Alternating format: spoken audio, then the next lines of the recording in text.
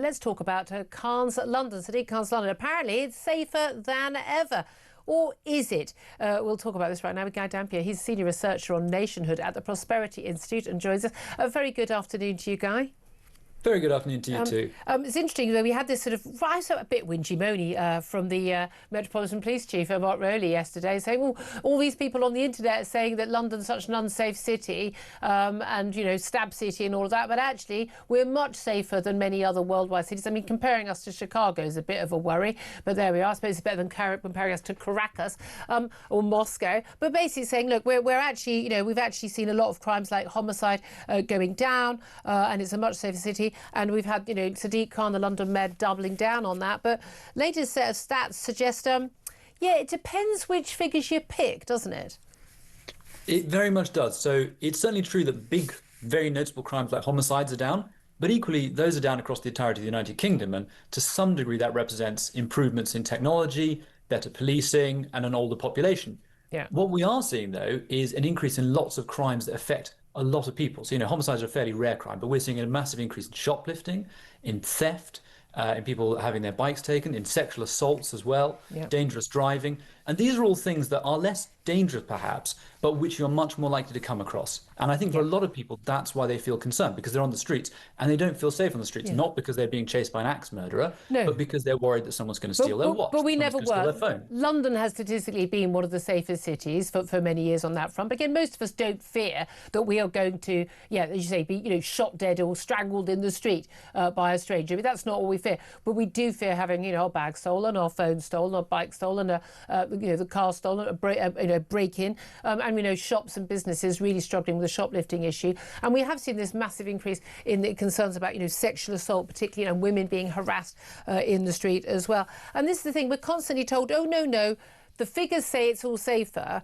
and then you look at the figures, and there's some. I don't know if we've got them. We can put them up for those who are watching rather than are just listening. Some of those graphs I think have already been on air, but just so you really clearly know, these are all going not just slightly in the wrong direction. They are going massively in the wrong direction in terms of some of these crimes, and these are the crimes that most people feel, see and are aware of, and their friends or their family members will talk about, and then we're told no, you know, I think we're being gaslighted. We're told no, London's completely safe. It's a figment of your imagination.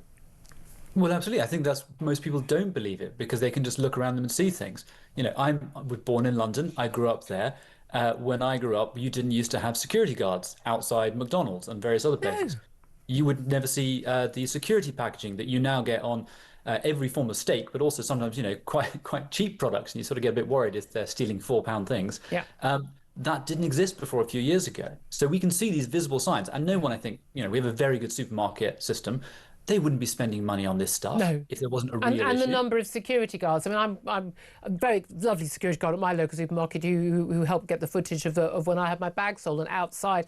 No CCTV, but there were cameras in the supermarket able to catch my bag being stolen, which has led, you know, to someone being charged. Although police have lost him now, can't find him now, and it was over 18 months ago now. But you know, do I have any hope this is ever going to result in a conviction? Not very hopeful right now. But OK, we know that police are catching murderers largely. They're going after some of these serious crimes. But there is just this general view that, OK, the streets are getting more dangerous. But part of that reason is because people think, well, but I can get away with all these things because the police don't act. And that's the reality. We know that police for years have not gone after shoplifters. They don't come to even to deal with burglaries, and they don't do anything about anything. I mean, I was assaulted on, threatened with assault, on the tube.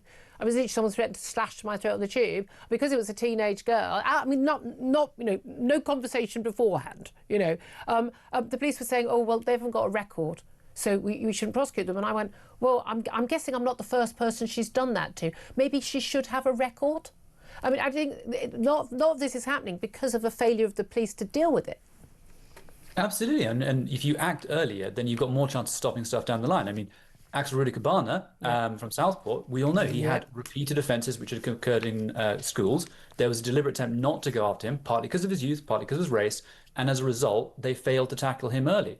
Unfortunately, this is the way the British justice system works. We've not built enough prison places. So you can't send people to prison, which means that you have to let them off with lower sentences, or you give them sentences where they don't actually have to go in, it's just suspended.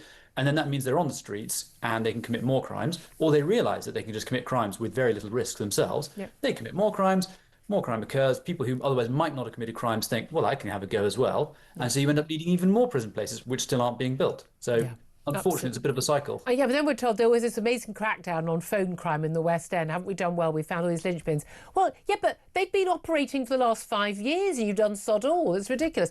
Let's talk about something else that's a very serious issue as well.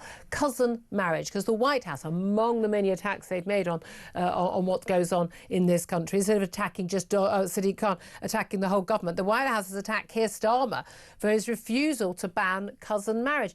More and more MPs are speaking out about this.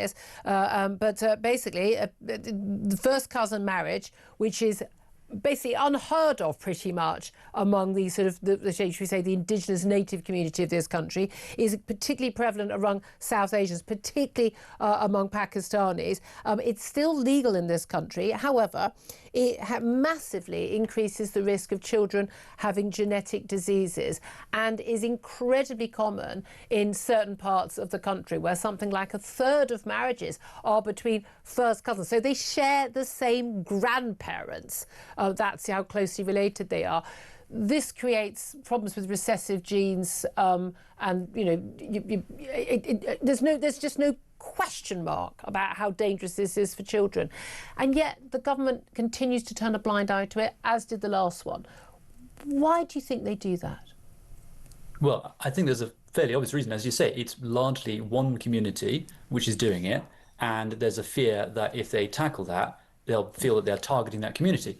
The truth is they are, but they're targeting that community because they're doing a very harmful social practice which is causing a huge amount of ill health among their own children. You've just got to be honest. I mean, I was told that there's one particular prominent hospital where virtually all of the children in with birth defects who are got serious treatment were from that one Pakistani community because this cousin marriage, first cousin marriage, is so prevalent.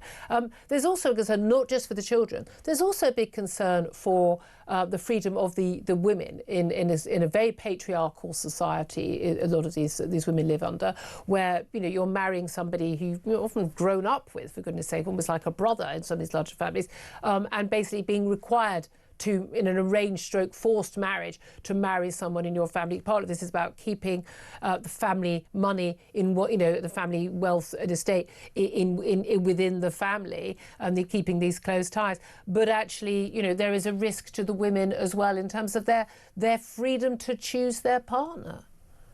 Definitely. I mean, there's a statistic we hear quite often that there's about 1 million people in the United Kingdom who cannot speak English either at all or well. But what that sort of obscures is that actually there's quite a big gender divide within that. A lot of those are women, and most of them are South Asian women. They're quite often cousins, as you say, who maybe have come over from Pakistan or have just been raised in a community where they do speak Urdu, or they speak whichever particular Pakistani dialect they're speaking. And therefore, they never learn English properly. They never go outside the community. They never engage with British people. Yep. And then that leads to the second problem, which the White House, they talked about the civilisational risk, which is it creates a very insular community. If you're entirely marrying within the community, if most of your engagements are within the community, that is all that people know. Yeah, absolutely. I mean, it just seems to me to be one of those, there's nothing to discuss. It's so obvious this needs to be dealt with. It's quite extraordinary. Guy Dampier from the Prosperity Institute, thank you very much indeed. Tom Slater, Spiked Online, still with me listening to this. Look, we know why he's not doing it. I mean, we know why. But again, it's interesting that the last Tory government did it. The evidence is really clear. We even had the NHS doing its usual nonsense, because it's captured as well, basically saying, no, well, there are physical risks to the child of cousin marriage, but this was exposed a few weeks ago. But of course, there are societal benefits, for the families. Like, no, they aren't. No, cousin marriage is a very, very, very big, it's a dangerous issue for the children. It's dangerous for the women, but it also actually has a lot of other implications societally, and it's a problem, and it needs to be stopped. And this blind spot is created purely by the ideology of multiculturalism, by the idea that it doesn't matter how regressive a certain practice is, or how damaging for the people involved, or how damaging for the broader society, if it's designated as something related to an ethnic minority, then therefore it has to be tiptoed. It must be bad. We need a new rule. It's just that if we, as a society, as a democracy, decide that certain things that are going on in society are bad, deleterious, and all the rest of it, then it should be gotten rid of, or things should be changed. These things should not come into the consideration. The amount of times the government will interfere in whether or not I can see chocolate at the end of an aisle in a supermarket, and how many calories there should be in, in a soup or something, or a cereal. They won't, they want to have rules and what adverts kids can see because of the health of the child and how vital that is, right? But they're not bothered about children being born with severe abnormalities because their parents share the same grandparents. This is a really simple thing to stop. Yeah. No. We don't allow people to get married to their father or their mother or their brother or sister because that's incest and it is illegal, and it's illegal for a reason, because of the power dynamics and because of the physical health of children. And yet you're saying, no, it's absolutely fine that people who both call the same person grandma are able to get married to each other and have children. No, whenever you see a Labour Party politician talk about the importance of people being free to determine their own lives, it's usually nonsense. They don't give a damn about that in any other sphere of policy, but where there are cultural sensitivities, suddenly that changes. And as you were talking about there with your last guest, there's also a specific problem here, aside from all the other issues that you rightly raise, which is the extent to which cousin marriage mitigates against integration where certain communities are concerned. So this is a no-brainer in many respects. I think many people would come to that conclusion, but we are led by a kind of quite brainless government who are terrified of causing offence and also terrified of losing some seats at the next level. Yeah, absolutely. But again, why would people, and it's largely the Pakistani community, why would people in the Pakistani community want to be having the people in the community to be having children with severe birth defects? Why would anyone do that? I mean, I can't answer that question.